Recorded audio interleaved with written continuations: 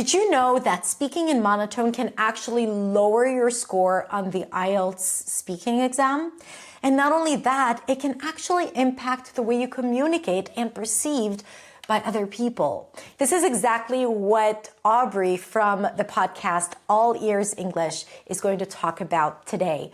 Aubrey has been an IELTS teacher, a community manager, and an English teacher, and a podcast host for many years, and she has vast experience supporting students on reaching fluency, but also acing the IELTS exam. And today she's going to share a little bit about what she knows about the speaking part in the IELTS exam and how speaking in a more versatile, expressive way can actually boost up your score significantly. She's going to give you practical tips and share with you some insights that not a lot of people know. And whether or not you need to take the IELTS exam, this conversation is going to be extremely valuable because we're going to talk about monotone, being expressive, feeling confident, feeling fake, and all of that good stuff around speaking in English as a second language. So let's go ahead and listen to the conversation.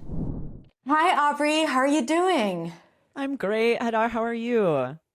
I'm really good. Thank you so much for coming here and sharing a little bit of your knowledge and experience with my audience, with our students. So thank you so much for coming on today.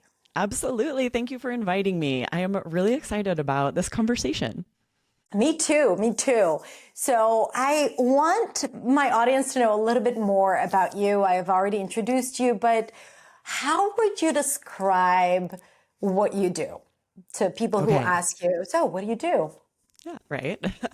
And I get this a lot from people who've already asked me because it is not just, I can't just say teacher and feel like that's accurate enough, right? So I know, I'm right? one of the co-hosts of the All Ears English podcast, as well as our other podcast, the Business English podcast and IELTS Energy. And I'm also the community manager. So anyone who joins our courses becomes a part of our community. I host live speaking practice over Zoom, which is my favorite part of my job. It's, a global community. So people from all over the world, I'm learning about different cultures and languages, and I love it so much. But yeah, I've been with All Ears English for about 6 years now. It's a small company. Our goal is connection, not perfection. So creating those speaking opportunities rather than worrying so much about your English being perfect.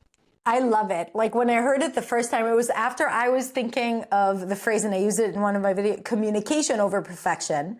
And then I heard you say that. I was like, oh, I love this so much because this is really so aligned with what I believe in. And of course, your messages and like how you talk about the work is like so aligned. And I love that because I think that positivity and, being focused on what really matters is so critical, but because there is so much out there that focuses on getting it right and don't make mistakes and sound like this and sound like that, that it kind of like you forget about what really communication and what really works, and right? people. Because that's what we see and what we have found, right? I'm a Spanish learner, French learner. And when I, stop worrying so much about my grammar being perfect and just try to connect with the person I'm talking to, that's when I really have a great conversation, when I enjoy language learning. And it motivates me to keep doing the difficult work of language learning, those connections. So that really, when we see our students embrace that, that's when we see real progress. I agree. I love that. And we'll keep saying it. We'll keep delivering that message across our platforms. So you are here today mainly to talk about the speaking part in IELTS exams, specifically how monotone can lower your scores. And I want to talk about that. And I think this is such an interesting topic for people who are taking the exam, but also for speakers who want to be better communicators and confident speakers. So I want to begin by asking you, what is monotone? Yeah, right. This is speaking in that flat tone without changing your pitch, without drawing words out for emphasis, where I might just say, if on the IELTS test, for example, I'm asked about a recent movie I saw and I just respond, I went to Wicked at the movies, and I'm just speaking in a very flat tone. A lot of IELTS students don't realize how that can affect your pronunciation score, because right in the scoring system, you're required to vary your tone, vary your intonation. And it's like you said, Hadar, just for everyone in a conversation, that monotone is hard to listen to. It's easy to let your mind wander because the pitch changes is what's grabbing your attention, what's showing emotion and expressiveness. So in the same way that you don't want to use that flat tone with no variation in a conversation, you also don't want to use it on a speaking exam. This is so interesting because I didn't know that. Well, I'm not, deep into exam prep and work and all of that, but like I definitely support my students who are studying for the exam and preparing for it. And that, I know it's not a part, like it's not something that they think about when preparing for the speaking part, right? You think about fluency, you think about your vocabulary, you think about being accurate, but not so much about how varied your pitch is. So it's really good that you're saying that. Before we go into how that impacts and maybe what to do about it, why do you think people tend to gravitate towards like a more monotone speech or flat intonation? Yeah, I think it's the first thing to go when we're focused on what you were saying, interesting vocabulary, the grammar we're using. There's so much that we have to think about when we're having a conversation, trying to use that vocabulary we've been learning, that sometimes we just don't think about the tone. Are we using a monotone? I have too many other things to think about. Not only that, your first language might have a very different tone and pitch than English. It might not feel natural to you to change your pitch in this way. That's totally fine, right? And in most conversations with loved ones, with friends, they're not really going to mind if you use a monotone. They know you, they love you, they maybe expect it. But on a test or maybe with a new conversation partner, someone you're meeting for the first time, that's when this is something to think about in addition to vocabulary and grammar. The tone is what could really create a good first impression, right? Could build your network if you're working, where someone feels like you care more about the conversation because they can hear it in your tone. Talk to me more about that because I think it's really important, not just for the test, but like in general in communication. Why do you think people feel like you care more if you vary your tone? It's a great question. So if you think about it, if you're using a monotone, if you're talking about something you're excited about or sad about, no one would know unless something about your facial features or your gestures shows that, because that's how we express emotion, is with that change of pitch, that change of tone. We'll sound a little more sad or hurt about something. We'll sound more excited about something when our pitch is raising, right? It's all about our tone of voice. It's actually pretty difficult to stay in a monotone when you're excited about something, but in your first language, but in a second language, there's so many other things you're thinking about that you might not realize that the message, the emotion isn't being conveyed if you're using a monotone. Right. Yeah. So I want for people who may not still be 100% clear about what that sounds like. So for example, if Aubrey were to ask me, hey, ask me a question. How was your day yesterday? How did it go? Yeah, it was really okay. I went to my friend and I saw her and I haven't seen her in a long time. So it was really interesting. And we talked about a lot of important things. That is a perfect example. Would you say that was monotone, right? And I have no idea if you hated the experience or loved it, because there's no change of tone or pitch to convey emotion about it. And it might even sound like I'm angry at you or something, right? I'm just like being, I'm like, point. Yeah, I don't want to talk to you. Like that could that way, right? Do you even want to have this conversation with me? Am I the problem? It's just the example. No, but like, for example, I could say, yeah, I went to my friend and I saw her. We talked about a lot of interesting things and it was really great, Yeah, I think I also used like a more positive vocabulary when I lifted my pitch automatically because I was already getting excited just by the pitch. But yeah. Yes, and that's something I want to get into about the IELTS exam and everyday speech, that it's actually really hard to not use a monotone if you're not using any descriptive language, any interesting vocabularies, because then vocabulary, what words do you emphasize? Yes, you want to emphasize content words, but if you really want to share excitement or that something was terrible, you need some interesting adjectives to emphasize, to draw out, to give space in order to really convey those emotions. I love this, and I didn't think about it, but like it's really hard to say it was amazing. You know, like just the word amazing in monotone, you can't. It's like it was amazing. You want to lift it, right? Exactly, Like right? Or imagine so you say it was super amazing. What? No, right? We're adding these maybe kind of slang adjectives, especially in part 1 of the IELTS exam where you need slang, you need that more informal vocabulary, and you want to add these more slangy adjectives like super, way, totally, and you want to hit them, right? It was super awesome, and draw out those vowels. Let's talk about the exam, because I know a lot of my audience and students, they need to prepare for it and they need to take it in the future or to retake it. Tell me about the speaking part in the exam. What are they looking to see? Just like that one very good example that you gave. And also, how do you connect this idea of speaking with versatility and variety? Yes. So right in the scoring system, it's very important that you're familiar with the scoring system of any exam you're taking.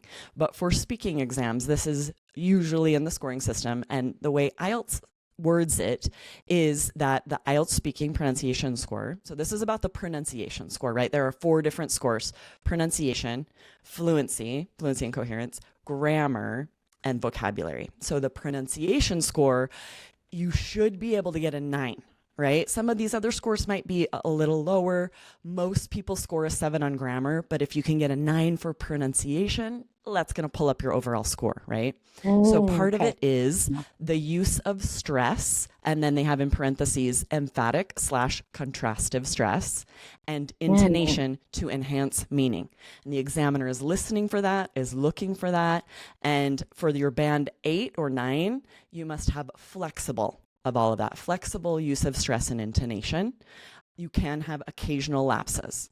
And then band 6, some effective use of intonation and stress. And then 7, IELTS likes to do this where one band will say, displays features of because the band 6 has several things. It's not just about intonation, of course. It's also about your phonemes being correct. It'll say a range of phonological features. So there are several things they're looking for. But if you don't have varied intonation, you cannot score even a 6 for the pronunciation score. Wow. Can you give an example of that idea of stress, using intonation to stress words, or yes, so it's a lot about what we were saying, right? If your stress, your intonation should match what you're saying. So sometimes you will tend a little more toward monotone if you're talking about a funeral or something that was very sad. Your voice might lower a little more to emphasize those more serious emotions. Or part 3 of the exam, where you're talking about societal issues. If you're talking about crime rates in your city, you should not sound excited, right? Your tone should be appropriate to match that answer. But especially on part 1 and part 2, where you're describing or talking about interesting, exciting things, what you do with your friends, and what types of foods you like, your intonation should not be flat and monotone, because in a daily conversation, it would not be. And the IELTS examiner is looking for your tone to match what you're saying, the words you're saying, right? So your syllable stress and your word stress needs to be appropriate, but also the words that you emphasize, which content words, which adjectives, or are you emphasizing them at all, is vital. It needs to be natural, as they say, but it needs to fit your answer. It needs to fit what you're saying. I can totally see that. And that is what I expect. I would support my students even without the exam. This is what good communication is. So I can see why that's what they're looking for. That's the thing, because the examiner is looking for good communication. So this is definitely not just for IELTS students. Anyone learning a language, You want, that good communication, interesting conversations. You want people to want to speak to you. And a lot of that is varying your intonation, allowing emotion to show, slowing down when needed to emphasize certain words, because that's a big mistake IELTS students make. You're nervous when you're taking a speaking test. You might speak very quickly and run all of the words together. Yeah. And words that you're going to emphasize or raise your pitch need a little more space. You need to slow down a little bit to give yourself that chance to emphasize interesting adjectives and content words. I think in general, I agree with you. And I think in general, when people feel nervous, not only that they speed up and then they don't kind of like land on the words that they want to emphasize. Right. Or they don't take breaks. I think it's also like a pitch killer. Like your pitch immediately drops because you feel so scared and you don't want to feel vulnerable, and pitch is kind of like exposing you in a way and changing your voice, especially if you're not used to doing it in your first language. Right. So I think the mindset part plays a huge part in people's ability to sound more expressive. Absolutely. So this has to be practiced, right? Okay. This is vital. It's one thing to know how important it is to understand the scoring system and know that you have to vary your intonation, raise your pitch, show emotion. But if you haven't practiced it and you go in on test day and you're a little nervous, it's impossible, almost impossible. It would be so difficult. So this is something you want to be very proactive about practicing it, both in conversations with speaking partners. Just if you're summarizing a podcast out loud just to practice speaking it, you've got to do it then. Right? When you're answering practice IELTS speaking answers, you have to do it then, because you need to get used to thinking of this interesting band 9 high scoring vocabulary, using the grammar that you've been learning, and also all of the pronunciation features. How is my word stress? Am I stressing the correct syllable? You can't have to think those things on test day. You have to have practiced it so that you can go in and confidently raise your pitch when you need it. Emphasize the words you know should be emphasized. Emphasize the correct syllable. That's got to be second nature by the time you take the exam, or it'd be really difficult to do it when you're nervous and really just trying to think, what is my opinion about some of the difficult questions you're asked. So you're saying basically that when you get to the text, you should have practiced it by then, because otherwise it would be really hard to perform well on the day of the exam. Absolutely. And just like for a conversation, right? Mm-hmm. When let's say you meet someone for the first time in English at like a conference, a work conference. And so the stakes are a little higher. This is maybe an important person for you to network with. You know that it could be a valuable relationship. In the same way, the nerves are going to kick in a little bit potentially. If you've never practiced having a conversation, having that small talk conversation. In the same way, you might struggle to come up with the vocabulary and use the grammar that you have learned, and also vary your intonation. This has to be practiced ahead of time, whether it's for regular conversations or for an exam. And do you have any tips on how to practice it? Yeah, great question. So yes, when you're answering IELTS speaking answers, record yourself. So when you're trying these, the raising the pitch and all of the things you should be doing, then listen to it back and really pay attention. Almost diagram your sentences. Which were the adjectives? Which were the content words? Did my pitch change? Can I hear emotion? Get feedback on those recordings from a speaking partner or a teacher, because you might not always be able to hear it yourself. If you're like, maybe I can hear some changes, get a second opinion from someone else. And if they say, no, this is monotone, and you're just not realizing it, the other thing you can do is compare it to, right, if you find someone who speaks in an interesting way. Hadar is a great example. Any of your YouTube videos, compare your recording to Hadar's recordings, or Aubrey's English, or a TED Talk where someone speaks in a really interesting, engaging way. Does it sound different? What words are they emphasizing? How is their pitch changing? Are they, right? Then you're going to start recognizing it in your own answers. So that's the first step, is to be aware of if your intonation is varied, if it's Yeah. correct, as you would say, if you can hear emotion. And then once you have done that, once you can recognize it in your own language, then it's just a matter of repeating that, doing that again for the next answer, right? And you can isolate skills. It's really smart when you are aware of everything that's the examiner is listening for in your pronunciation score. Listen to it and just look at syllable stress, right? And compare that to what it should be. Am I emphasizing the wrong syllable, right? Is my word stress correct? Then listen to it again. Can I hear emotion? Is my pitch changing? And isolate these skills, listen for specific things, practice specific skills in isolation, then put it all together. And you'll be confident about those individual skills because you know you've mastered like that one part of the pronunciation score. So two things I love about what you said. One is, first of all, recording yourself. Like, people try to avoid it as much as humanly possible, but I think it's such an effective tool. So important to use it. And it's important that you know how you sound and to be able to give yourself feedback. So yes, but also practicing different skills in isolation. That's huge, because I noticed that when people try to focus on everything, they focus on nothing. And when you are able to focus on one thing, you're very intentional about it, that's how you start making changes. Whereas when you try to think about everything, then, it's a little bit of this, a little bit of that, but not a lot of impact.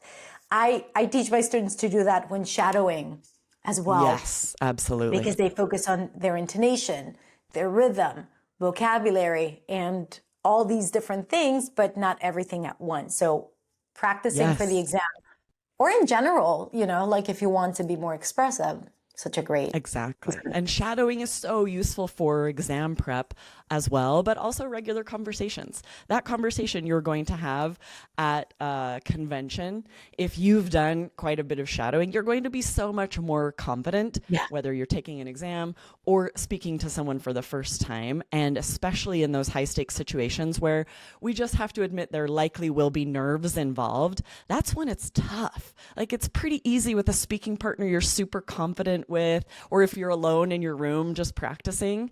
But in those high stakes conversations or a test that you've paid money to take, maybe you've taken it multiple times, you have to recognize, I probably will be a little bit nervous.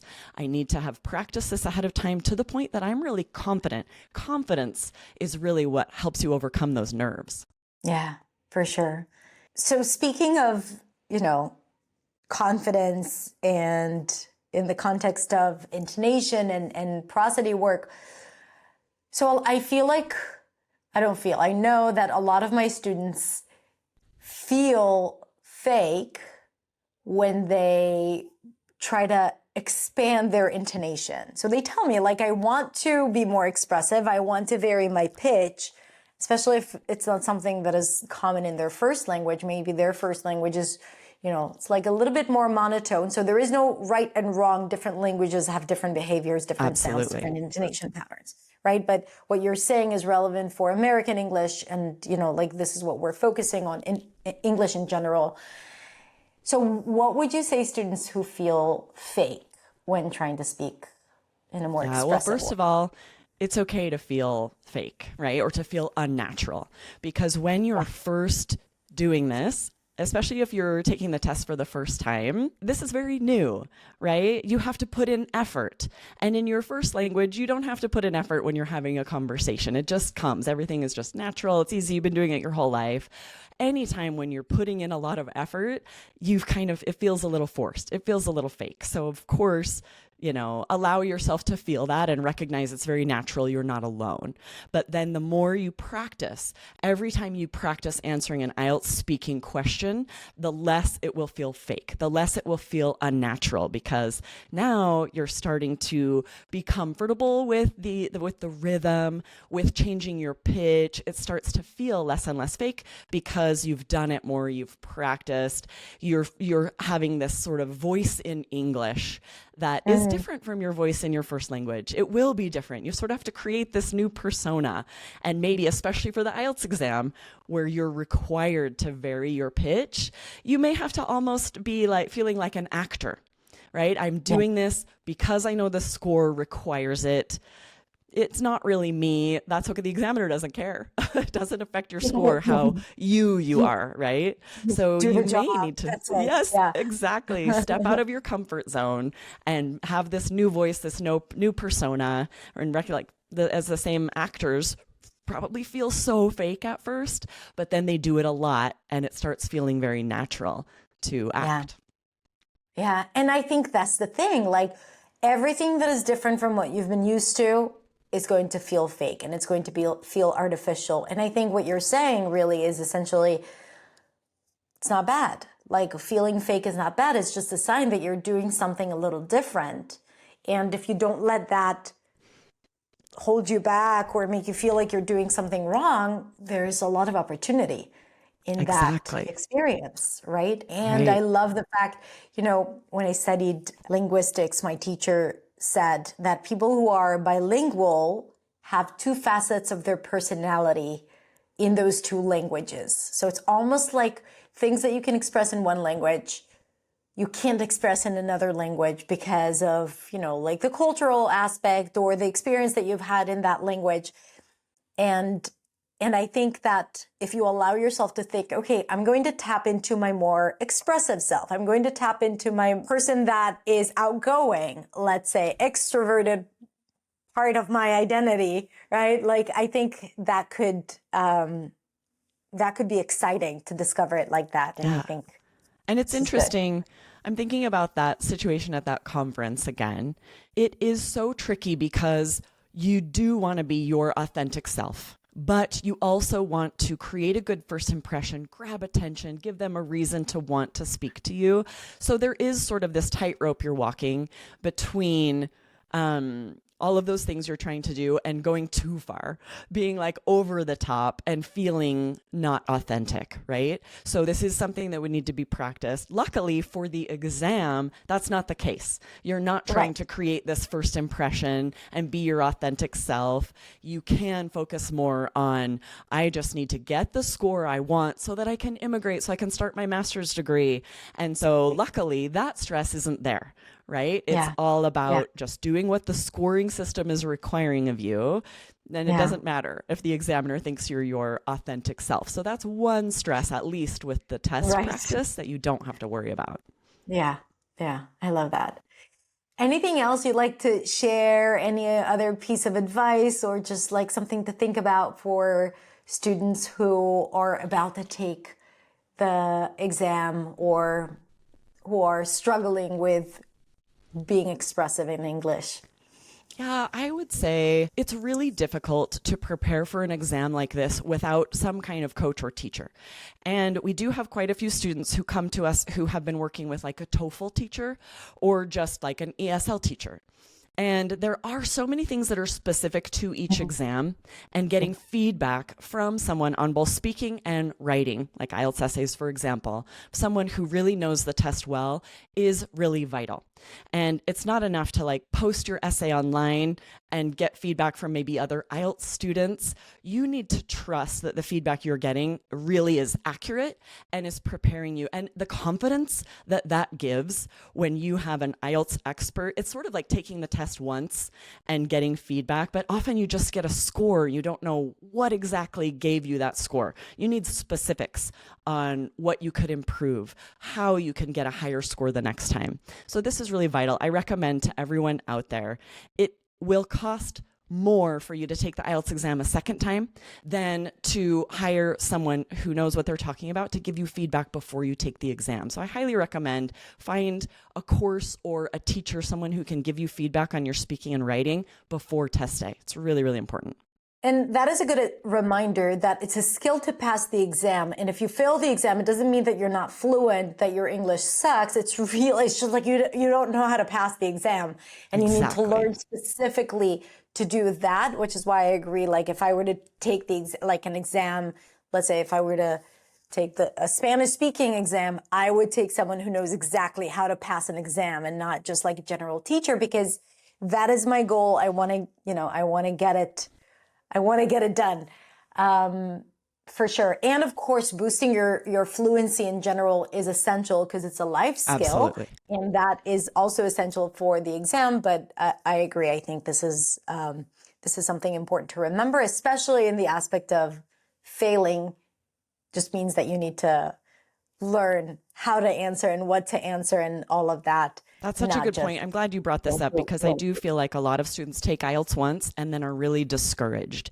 And they do feel like it's a sign about their fluency. And often that's not the case. We'll start working with someone and realize it's more not understanding the scoring system, not having received feedback on speaking and writing, so you don't know what to change. There are specific things that examiners are looking for. And if it's missing, as much as they want to give you the 7 or 8 you're looking for, they just can't because they have to follow this very specific scoring system.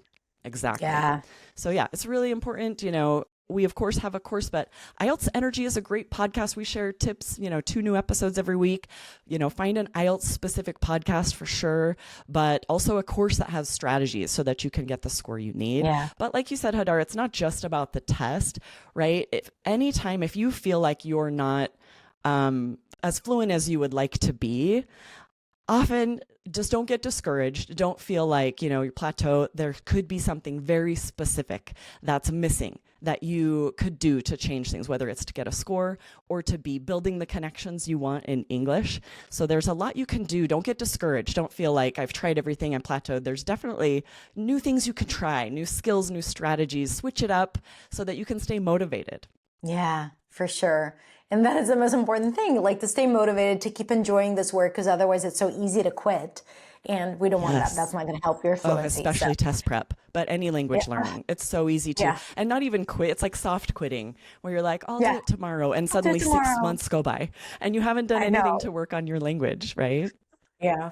Yeah. We're going to link everything to the show notes and description. But if you don't mind sharing again, all the places where people can find you and the podcast and all the courses. So let us know.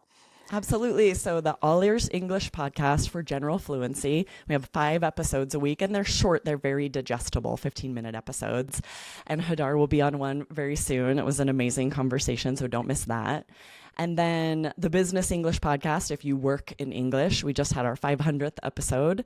And IELTS Energy, if you're preparing for the IELTS exam. You guys are so prolific. I'm like always blown away by it. I love it. I love the work that you do and you put out there. We do a lot of podcast recording during the week, but it's so fun. We love it. So I look forward to it every week. That's so cool. All right. So Aubrey, thank you so much. It's been a pleasure talking to you, and thank you for all the valuable tips and the advice. And I have no doubt that this has helped so many of the people watching. So thank you so much. Yes, I hope so. Thank you, Hadar. Thanks for inviting me. This was really fun. Thank you.